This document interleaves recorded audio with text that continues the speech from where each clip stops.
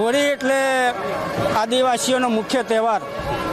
દિવાળી અટે કટે પણ હોળી ઘોર, એમ આ હોળી પર્વની આજથી ભંગુરિયાના મેળાની શરૂઆત થઈ છે અને પૂરેપૂરા 7 દિવસ દરેક વિસ્તારની અંદર, આદિવાસી વિસ્તારની અંદર ભંગુરિયાના મેળાઓ યોજાઈ રહ્યા છે.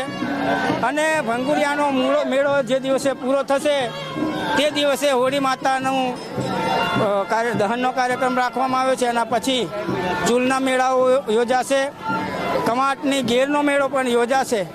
આમ આ છેલ્લા 15 દિવસ આદિવાસીઓ માટે મુખ્ય તહેવાર. આદિવાસી દુનિયાના કોઈ પણ ખૂણામાં ગયો હોય પણ એ હોળીને તહેવાર મનાવવા માટે પોતાના વિસ્તારમાં આવી જાય છે અને હોળીની અંદર એ પોતે ધામધૂમથી પૂરેપૂરા સપ્તાહ અને પખવાડિયું મનાવી રહ્યો છે. ત્યારે આ હોળી પર્વની સમગ્ર દેશવાસીઓને હું ખૂબ ખૂબ શુભેચ્છા પાઠવું છું.